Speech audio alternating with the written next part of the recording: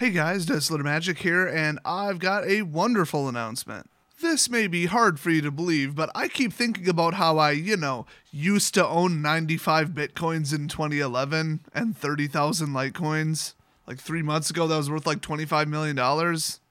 Oops. Well, I kept thinking, I set up the wallet client on, multiple times, multiple computers. I bought a new computer and switched everything over.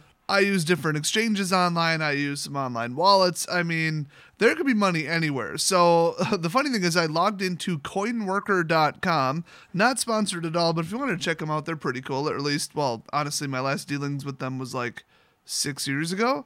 But you can do bulk tasks that can only be done by a human, and then they'll pay you in Bitcoins. So pretty sweet. And I just checked, they're still around. They look the same, and I haven't heard anything bad about them. So if you want to get some Bitcoins without mining, hey, I don't have a referral link or anything because, like I said, not sponsored. It's just I've used them before and I made a bunch of money. So I logged in there. I'm like, I wonder if I have a balance. It turns out I do, but it's only worth like $23. But the funny thing is, it was probably worth like 4 cents back then. It was probably under a penny. I think it was like a rounded thing from the last time I made a withdrawal or something like that. So I did get like the 10,000 to 1 return or whatever, but on a really insignificant balance. So then I thought, okay, even though it's $20, I am legitimately excited that I found money in a balance somewhere. So I started going through my emails and stuff and checking stuff. I'm like, I wonder about this exchange and that one. The one that was holding my Litecoins, no, they got shut down or they ran off with everybody's money or got hacked or all I know is they're not around. Never figured out what happened with them. So that one's out, which is a shame because, oh God, do I even want to do the math? Yeah, even with today's just garbage price on Litecoins, it would be $3.5 million. So that sucks, but it's all good because on my laptop, I just searched for the traditional location of the wallet.dat file, which is a DAT file, although it's honestly a text file that contains your private keys that prove that you own Bitcoin. So in other words, it's your Bitcoin wallet. That's like how the client works. So I checked it out on my old laptop and yeah, it actually had a balance. Now, I had like 2,000 to 3,000 posts on the Bitcoin forums back in the day, and you know how everybody in the forum, I don't know why I said that, like, yeah, you guys know, but you could imagine everybody on the forum had a, hey, you want to send me Bitcoins because I helped you out with something? Here's my donation link. I had generated one on my laptop, and it was using the wallet client on the laptop. So I checked, I'm like, oh, I wonder if somebody sent me donations because I was very helpful at like, how to overclock and, how to fix this problem, that problem and disable this and do this and make a scheduled task for this. I got a lot of donations back then. Remember, this is when Bitcoins were worth between $5 and $15.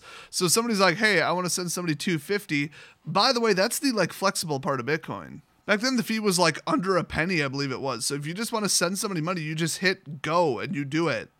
That's it. There's no chargebacks, no credit card fraud, nothing. That's why people love Bitcoins, why it's so perfect. So if you just want to send somebody $2, there's no big song and dance, no login, nothing. You just open your Bitcoin client and hit send this person money. Done. No World Bank to stop you, no currency exchange fees, nothing. So apparently I got a lot of donations back then. And remember, when I got out of Bitcoins, they had been about $3.80, I think, to like $4.50 a piece.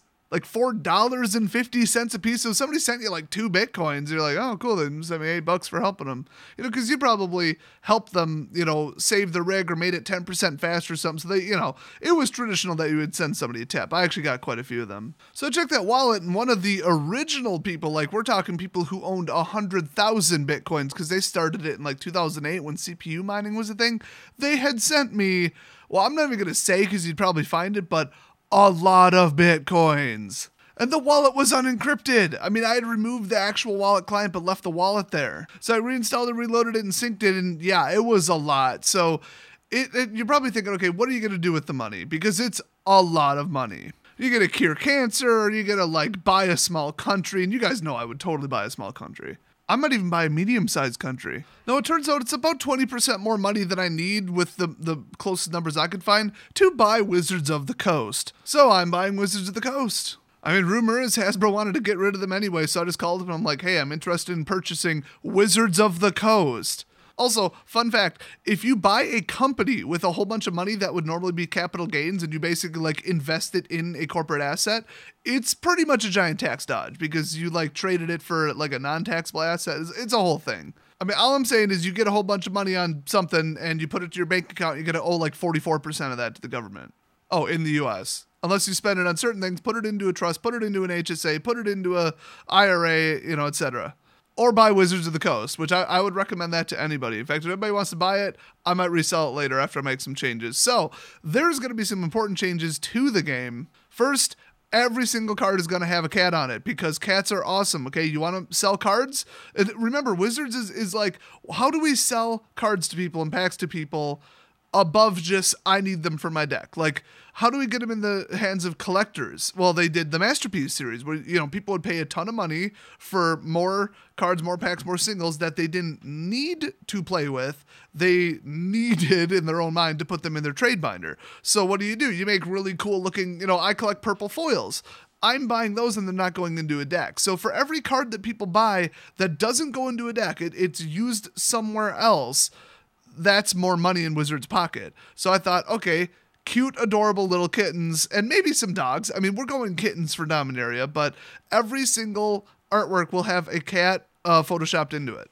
Also, I mean, I hate to leak this ahead of time because I know, Wizards and leaks, but I mean, I'm the CEO now, so who cares? We're going to have the first cat planeswalker. That's right. It's going to be like a felinoid, like humanoid feline thing. It's going to be awesome. It's going to use mostly its claws. It's going to be like really agile. It's able to like jump. It'll be almost like a Spider-Man or like, I don't know. I'd say I guess Black Panther because he's like, he's not really a cat, but I mean, you guys get it. It'll be that kind of character. Very low on magic, more on like physical strength. And think about it, we haven't really had like a non-magical planeswalker, not really. So this will be the first one that's just like, yeah, physical combat, no wizard class. Second, all the SJWs are getting fired. Do I even need to say it? We're going to go and interview the employees one at a time and say, who's the troublemakers? Which honestly, I think I already know who they are. Who's the ones constantly threatening, oh, you used the wrong pronouns, I'm going to take it up with HR. Oh, you disagreed with me on something, or you're holding me accountable for my mistakes that I clearly made. I'm going to turn it into a discrimination lawsuit. Yeah, those people, bye-bye. In fact, I'm just going to fire anybody with red or blue hair. Isn't it like unusual / like convenient and nice that these like liberal nut job, like far left, just lunatics and social justice people always dye their hair some ridiculous color? Like that's how you can identify. They're like identifying themselves like, hey, don't hire me. Hey, fire me. I'm the one over here with the blue hair. Actually, after they're fired, I'm going to sue them for damages to the company too. Next up, the next Masters set, 2018 Masters, is going to be Reserve List Masters because fuck the Reserve List. It was a mistake. Everybody admits it's a mistake. The staff has openly admitted in the past it was a mistake.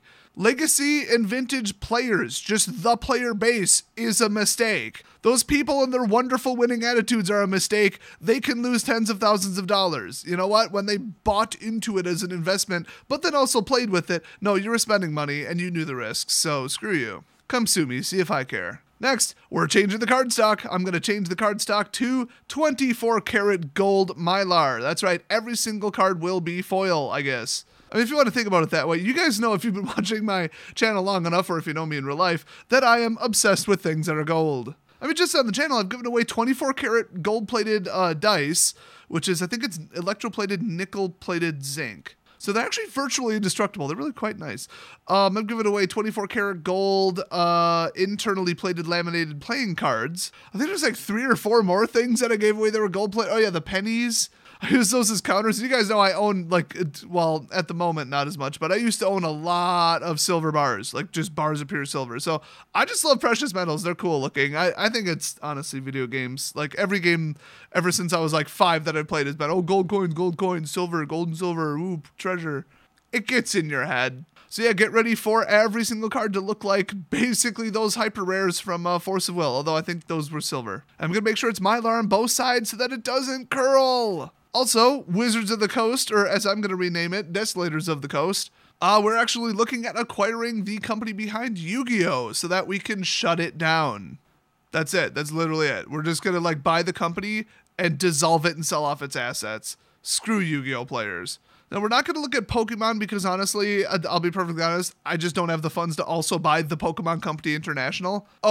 Nor do I think that Nintendo would let it go. Let's add that to it. But I am going to open a separate, like, offshoot branch because you know how, TPCI or whatever is not technically Nintendo. It's a different company. Yeah, we're going to do a spinoff where we try to genetically engineer real live Pokemon. And then if that takes off, honestly, why are we even printing cards anymore? Next up, MTGO is being completely shut down, and all the players will receive lifetime DCI bans because, honestly, if you're so stupid that you spend money on cards that you don't own, like you're literally just spending money on digital goods that are owned exclusively by Wizards, you're an idiot and you're too stupid to play the game. Also, the next World Tournament will not have humans because, honestly, all the pro players are cheaters anyway. So we're going to train a whole bunch of gorillas to use sign language to, like, tap, attack, whatever, and, manipulate their life total and all that.